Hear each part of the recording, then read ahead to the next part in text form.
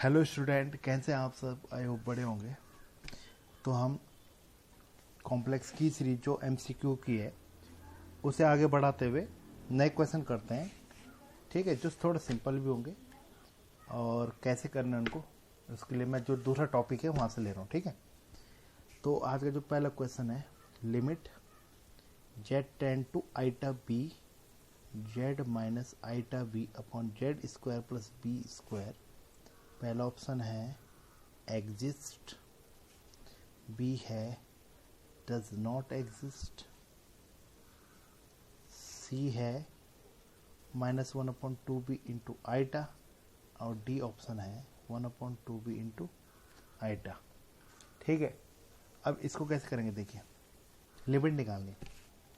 तो लिमिट निकालने के लिए क्या करना है, लिमिट एग्जिस्ट कर रही है कि नहीं कर रही। तो देखिए क्या हो रहा है, अगर यहाँ पर क्या करेंगे हम z equal to iota b put करेंगे तो ये 0/0 की फॉर्म बन रही है, आप वैसे देख रहे होंगे, क्योंकि आइटा बी का स्क्वायर होता है -b², नीचे भी 0 और ऊपर भी 0। तब जब 0/0 की फॉर्म बनती तो आप उसको हम एल हॉपिटल रूल से भी कर सकते हैं। ठीक है, तो अगर ऊपर करोगे तो क्या आ जाएगा, ये बन रहा है 0.0, तो जेड के रिस्पेक्ट पर डिफरेंस ऊपर आ रहा है 1, नीचे क्या आ रहा है 2z। जब क्या होता है, एल हॉपिटल रूल आपने बीएससी में जो सेकेंड सेम में या थर्ड सेम में पढ़ा हुआ, 0/0 फॉर्म में बन रही है इसमें, तो यहाँ क्या करो, जेड के रिस्पेक्ट डिफरेंस करो, यहाँ भी करो। ठीक है, अब रखो आइटा बी, कितना आ जाएगा 1/2 आइटा बी। ठीक है, अब यहाँ पर क्या है, आइटा यहाँ पर है तो आइटा से ऊपर नीचे इंटू कर लो, क्योंकि 1/2 आइटा बी, आइटा नीचे तो है नहीं, इनमें से ऊपर ही लिखा हुआ है, तो क्या हो जाएगा आइटा स्क्वायर माइनस हो जाएगा, तो -1/2b इंटू आइटा। तो आंसर क्या हो जाएगा सी। लिमिट एग्जिस्ट कर रही है और उसकी वैल्यू क्या है -1/2b इंटू आइटा, तो इसके दो ऑप्शन हो जाए। अगर ऑप्शन में अगर ऐसा कुछ नहीं होगा, एग्जिस्ट है डज नॉट, मैं ये बता रहा हूँ कि मैंने ये अपनी तरफ से हमने चुने हुए ये जो ऑप्शंस हैं, तो आप इसको देख कर सकते हैं कि ये अगर मल्टीपल चॉइस में अगर एक से ज़्यादा, अगर चार में से एक चुना तो इनमें से कोई एक आंसर क्या होगा, या तो यहाँ पर 2b आइटा होगा तो केवल एग्जिस्ट होगा तो एग्जिस्ट लगा देंगे, यहाँ पर कुछ और आंसर होगा केवल ये आंसर होगा तो -1/2b आइटा लिख देंगे। ठीक है, तो एग्जिस्ट भी करेगी इसकी लिमिट और वो होगी -1/2b इंटू आइटा। लेकिन अगर इसकी कंटिन्यूटी के बारे में अगर कोई आ गया आपके पास मल्टीपल चॉइस, तो ये कंटिन्यूस नहीं होगा, क्योंकि कंटिन्यूस के लिए क्या होना चाहिए, फंक्शन डिफाइंड होना चाहिए उस पॉइंट पे। अब यहाँ पर ये फंक्शन, अगर केवल ये फंक्शन दिया होता कि f z equal to z minus iota b upon z square plus b square at z equal to iota b, ये कंटिन्यूस है कि नहीं, तो कंटिन्यूस होगा, केवल लिमिट एग्जिस्ट करेगी और वो इसकी इक्वल होगी, लेकिन क्या नहीं होगा, कंटिन्यूस नहीं होगा। अगर केवल इतना दिया हुआ है तो कंटिन्यूस होने के लिए क्या करा जाएगा, उसको ऐसी फॉर्म में दे सकता हूँ, F z equal to z minus iota b upon z square plus b square when z does not equal to iota b, और when z equal to iota b then उसकी वैल्यू दे दी -1/2b iota. मतलब यही जो इसकी limit की value है वही उसको क्या दे दी, आइटा बी के अलावा फंक्शन ऐसा है और आई बी में ये डिफाइंड है, तो आइटा बी के अगर हम लिमिट डिफाइन करें, लिमिट का मतलब यही तो होता है कि उस पॉइंट के लेफ्ट और राइट पे वैल्यू क्या दे रहा है, तो वो आ जाएगी -1/2b आइटा। तो left hand limit right hand limit क्या आ जाएगी और फंक्शन की वैल्यू उस पर वही आ जाएगी, तो फंक्शन क्या हो जाएगा तब कंटिन्यूस हो जाएगा। तो इसका मतलब क्या है, अगर ऐसा दिया है तब तो कंटिन्यूस है, अगर केवल सिंपल दिया है तो नॉट कंटिन्यूस। और ऐसा पूछा कि लिमिट एग्जिस्ट करेगी नहीं, तो एग्जिस्ट करेगी और उसकी वैल्यू क्या होगी -1/2b इंटू आइटा। ठीक है, अगला क्वेश्चन लेते हैं, limit z tend to 0 z bar upon z. पहला ऑप्शन है एग्जिस्ट, बी ऑप्शन है डज नॉट एग्जिस्ट, सी है +1, डी है -1, कि इसकी लिमिट एग्जिस्ट करेगी नहीं करेगी। देखिए सिंपल सा क्या है, कॉम्प्लेक्स नंबर में क्या करते हैं, कॉम्प्लेक्स नंबर क्या हो गया, आपके पास दो इंडिपेंडेंट वेरिएबल हो गए एक्स और वाई। ठीक है, तो इनको कैसे करते हैं, जेड बार अपॉन जेड है तो इसको ऐसे कर सकते हो आप, limit x y tend to 0 z bar की वैल्यू क्या होती है एक्स माइनस आइटा वाई और जेड की क्या होती है एक्स प्लस आइटा वाई। अब यहाँ पर पॉइंट ये होता है, देखिए आर्गन प्लेन जो होता है उसमें हमें यहाँ पर 0 पे निकालना है, तो कॉम्प्लेक्स प्लेन जो है इसमें दो इंडिपेंडेंट वेरिएबल एक्स और वाई, तो प्लेन में इस पॉइंट के और आने के आपके पास कितने तरीके हैं? आपके पास ये भी तरीका है, आपके पास ये वाला तरीका भी है, आपके बहुत सारे तरीके, लाइन के अकॉर्डिंग हो चाहे कर्व के अकॉर्डिंग हो, ठीक है। तो अगर मैं सिंपल से क्या करूं, अगर मैं सारी लाइनों का अबाउट निकालूं क्या आएगी, तो y इक्वल टू क्या रखना है आपने, mx। अब अगर x टेन टू जीरो होगा तो y अपने आप क्या होगा, टेन टू जीरो होगा। तो y इक्वल टू mx रखिए तो क्या होगा, लिमिट सबको x में कन्वर्ट करो तो limit x tend to zero x minus iota y, x minus iota y, y क्या है mx upon x plus iota y. अब इसमें क्या करना, x कैंसिल कर लेना तो वैल्यू क्या आएगी, वन माइनस आई टाइम अपॉन वन प्लस आई टाइम, यही। लेकिन डिफरेंट जो स्लोप्स होंगी, जो ओरिजिन से जारी होंगी बहुत सारी लाइनें, तो डिफरेंट टाइम के लिए डिफरेंट क्या आएगी, ये लिमिट अलग अलग आएगी। अगर मैं किसके अकॉर्डिंग निकालूँ, अबाउट एक्स एक्सिस, तो अबाउट एक्स एक्सिस निकालूँ, वो भी तो ओरिजिन से होकर जाती है, तो एम होता है जीरो, तब वैल्यू क्या आ रही है, वन। अगर मैं अबाउट क्या निकालूँ, वाई एक्सिस, तो एम होता है टेन टू इन्फिनिटी, तो ये वैल्यू टेन करेगी, लिमिट इसकी टेन करके माइनस वन, ठीक है। अगर मैं निकालूँ about y equal to x, मतलब 45 डिग्री में, मतलब एम बराबर वन, तब लिमिट क्या आ रही है, वन माइनस आई टाइम अपॉन वन प्लस आई टाइम। तो इसका मतलब डिफरेंट लाइंस के अकॉर्डिंग, मतलब अगर मैं जीरो की तरफ बहुत सारी लाइनों के अकॉर्डिंग जा रहा हूँ तो सब अपनी अपनी लिमिट अलग अलग दे रहे हैं, तो ये तो गलत है ना। क्योंकि लिमिट क्या होती है, किसी पॉइंट पर अगर निकाल एग्जिस्ट करने का मतलब यही होता है कि अगर मैं किसी भी पाथ के अकॉर्डिंग उस पॉइंट पर जाऊँ, सारी वैल्यू सेम आए, तो क्या हो रहा है, डिफरेंट आ रहा है, इसका मतलब लिमिट डज नॉट एग्जिस्ट, ठीक है। तो डज नॉट एग्जिस्ट है। अगर ये पूछा जाता अबाउट वाई एक्सिस, तब होता माइनस वन, या अबाउट एक्स एक्सिस तब होता प्लस वन, तो इसके बहुत सारे आंसर। अबाउट वाई, अबाउट वो कह सकता है क्या, वाई इक्वल टू एक्स, तब होता एम की जगह वन रख देते, क्या आता one minus iota one, one plus iota. तो इसके अलग अलग तब आंसर, इससे बहुत सारे क्या बन सकते हैं, MCQ बन सकते हैं। लेकिन अगर केवल ये पूछा है तो डज नॉट एग्जिस्ट होगा, ठीक है। अगला लेते हैं अब अगर हम इसमें क्वेश्चन, अगला क्वेश्चन है साइन जेड इक्वल टू, पहला है e की power iota z minus e की power minus iota z upon two iota, पहला फिर e की power iota z plus e की power minus iota z upon two iota, फिर i की power iota z plus e की power minus iota z upon two, या e की power iota z minus e की power minus iota z upon two. तो sine z किसके बराबर, तो साइन जेड असल में किसके इक्वल, इसमें ये a है, ये b है, ये c है, ये d है, तो क्या होगा साइन जेड, साइन जेड होता है इसके बराबर, याद रखने की पावर आइटा जेड माइनस की power minus iota z upon two iota, ठीक है। अगला क्वेश्चन है cos z is equal to, अगर मेरे को यही ऑप्शन दे दी जाए e की power iota z minus e की power minus iota z upon two iota, b दे दिया e की power iota z plus e की power minus iota z upon two iota, c दे दिया e की power iota z plus e की power minus iota z upon two, और d दे दिया e की पावर आइटा जेड माइनस की power minus iota z upon two. तो इसका होता है बी ऑप्शन। अब इसमें क्या होता है, देखिए जो इम्पोर्टेंट पॉइंट होता है इसमें, तो इसमें e की power iota z plus e की power minus iota z upon, यहाँ पर कुछ मिस्टेक हो गई, हाँ यहाँ पर भी plus two, sorry two iota नहीं होता, अपॉन टू, ये होगा सी, ठीक है। इसमें टू आइटा नहीं आता, इसमें ओनली टू आता है वर्ड, तो ये हो गया कॉस जेड, ठीक है। अब आता है अगला साइन हाइपरबोलिक जेड। अगला question sine hyperbolic z equal to, sine hyperbolic ये है sine iota z, sorry sine iota z equal to, पहला है sine hyperbolic z minus sine hyperbolic z, या आइटा साइन हाइपरबोलिक जेड, या minus iota sine hyperbolic z. तो इसका होता sign iota Z होता है आइटा साइन हाइपरबोलिक जेड, ठीक है। ये कैसे निकाल सकते हैं आप, देखिए साइन जो होता है आइटा जेड, तो आइटा जेड का मतलब क्या होगा, जो e की पावर आइटा जेड होता है, आइटा जेड की जगह फिर आइटा जेड रखो, माइनस की power minus iota iota z upon two iota, ये करिए, ठीक है।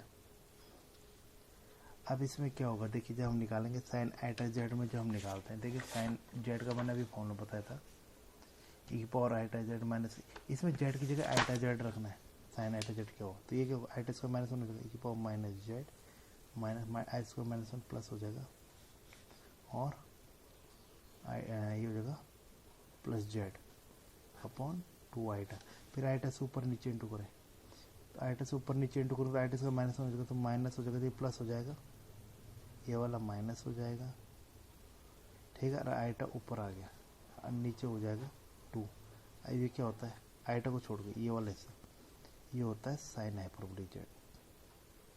तो साइन आईटा जेड क्या होता है आईटा साइन हाइपरबोलिक जेड, ठीक है।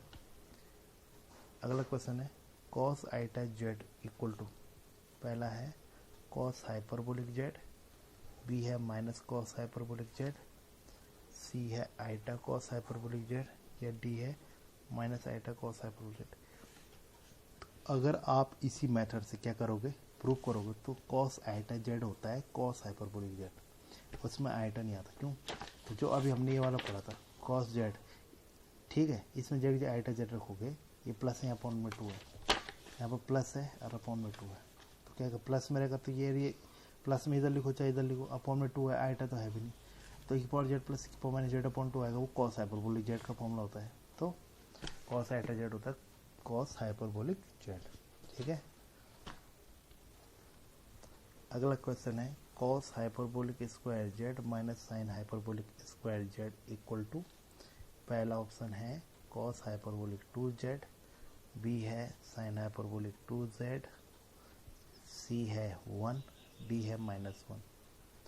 देखिए कॉस हाइपरबोलिक जो जेड होता है वो ये होता है ई पावर जेड प्लस ई की power minus Z upon two का स्क्वायर, होल स्क्वायर है कॉस हाइपरबोलिक स्क्वायर, ये कॉस हाइपरबोलिक जेड होता है तो उसका स्क्वायर, माइनस साइन हाइपरबोलिक होता है ई की पावर जेड माइनस ई की power minus Z upon two का होल स्क्वायर। अब ए प्लस बी का होल स्क्वायर लगाएंगे तो क्या आएगा ई की पावर टू जेड प्लस ई की power minus two z plus two item two A B, e की पावर जीरो हो जाएगी तो वो टू आ जाएगा, इसमें से माइनस होगा ई की पावर टू जेड प्लस ई की पावर माइनस टू जेड, फिर होगा माइनस टू, फोर एलसीएम आएगा तो उनको फोर लिख दिया मैंने, ठीक है, तो ये हो गया four upon four, four upon four क्या आ गया वन, तो इसकी वैल्यू क्या आ जाएगी वन आ जाएगी,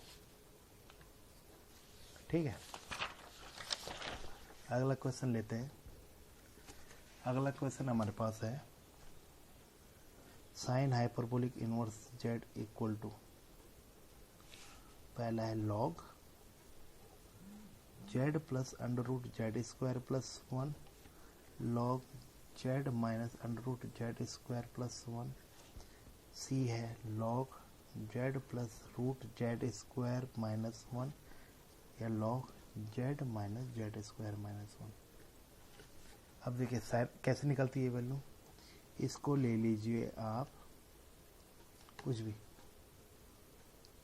मैं ले रहा हूँ यू, यू ले लो इसको, तो जेड बराबर हो जाएगा sine hyperbolic u, sine hyperbolic u.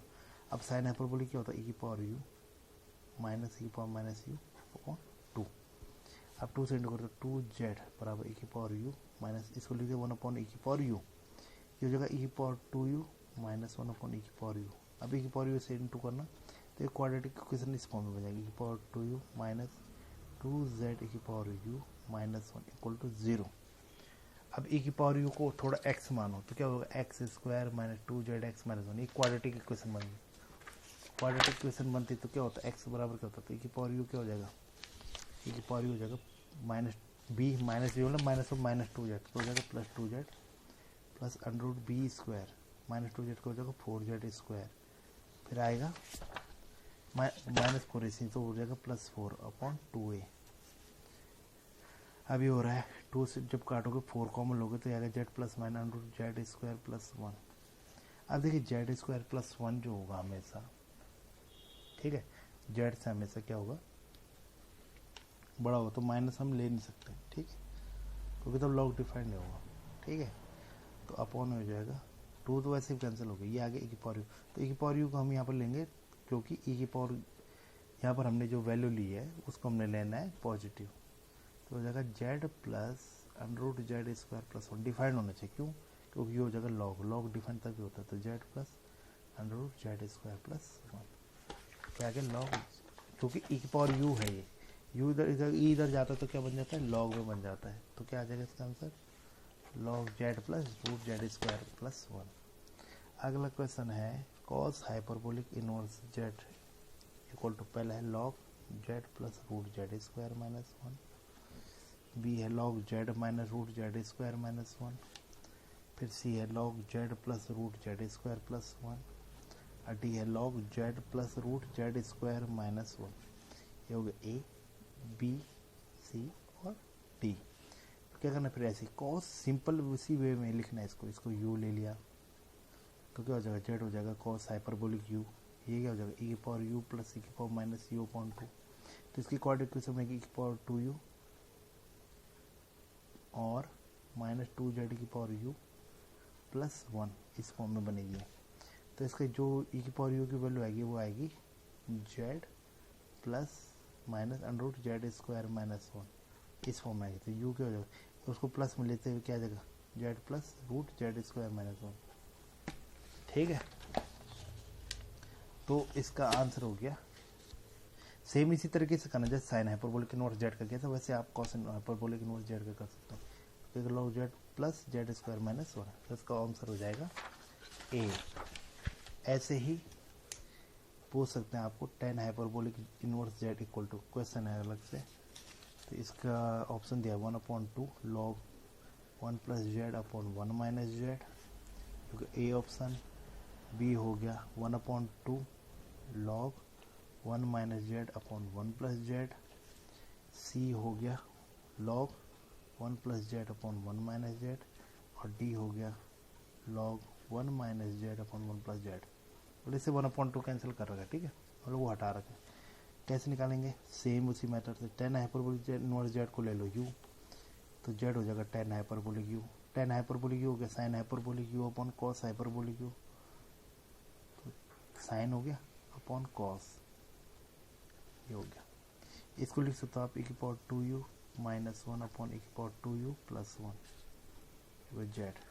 तो ई की पावर 2u के साथ कौन आएगा, ये आएगा z minus 1 upon equal to में आ जाएगा क्या, ये सेंट हो गया, तो मैंने क्या किया ई की पावर 2u इधर लेके आ गया, ठीक है, और उधर जाएगा तो क्या होगा, यहाँ पर आ जाएगा 1 प्लस जेड।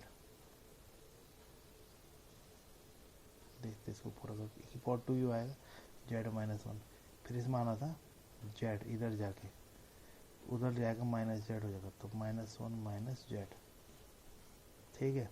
तो इसको लिखोगे आप ई की पावर 2, ये हो गया 1 प्लस जेड, इसका माइनस यहाँ ले जा रहा है 1 माइनस जेड, तो क्या हो जाएगा 2u हो जाएगा log 1 plus z upon 1 minus Z, तो यू क्या हो जाएगा 1/2 log 1 plus z upon 1 minus Z. कौन सा इसका आंसर, ए ऑप्शन इसका आंसर हो गया, ठीक है।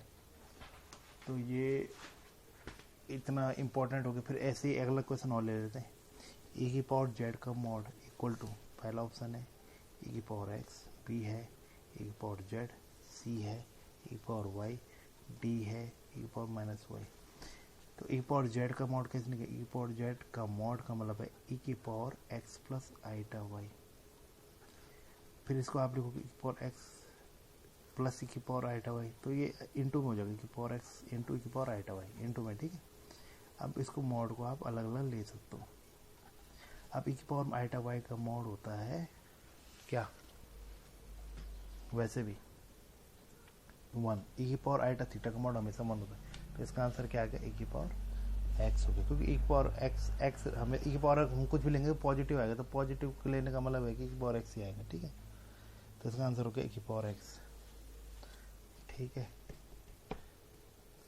ऐसे ही d by d z of cos hyperbolic z. अगला question, d by d z of cos hyperbolic z equal to, पहला है साइन हाइपरबोलिक जेड, दूसरा माइनस साइन हाइपरबोलिक जेड, सी है आईटा साइन हाइपरबोलिक जेड, या डी है minus iota sine hyperbolic z. तो कैसे निकलेगा, कॉस हाइपरबोलिक जेड क्या होता है, डी बाई डी जेड ऐसे लिखना, ई की पावर जेड प्लस ई की पावर माइनस जेड अपॉन 2, 1/2 बाहर आ जाएगा, ई की पावर जेड का ई की पावर जेड हो जाएगा माइनस ई की पावर माइनस जेड। ये किसका फॉर्मूला होता था, साइन हाइपरबोलिक का। तो इसमें माइनस नहीं आता ही ध्यान रखना। तो पहला हो जाएगा साइन हाइपरबोलिक जेड। तो मेरे हिसाब से ये जो आज के लिए जो इम्पोर्टेंट बेसिक क्वेश्चन थे कॉम्प्लेक्स के, जो सेकंड चैप्टर से थे, जो मैंने खुद से बनाए थे, तो आप इसको चेक कर सकते हैं। आगे हम कल क्या करेंगे, इसी के आगे ऐसे इसके बहुत सारे बन सकते हैं, cos hyper Z, sign hyperbolic Z. आपने दो फॉर्मूले याद रखने हैं। हाइपरबोलिक का क्या होता है, साइन हाइपरबोलिक का ए की पावर जेड माइनस ए की पावर माइनस जेड अपॉन 2। और अगर मैं कॉस की बात करूं तो हो जाएगा ए की पावर जेड प्लस ए की पावर माइनस जेड अपॉन 2।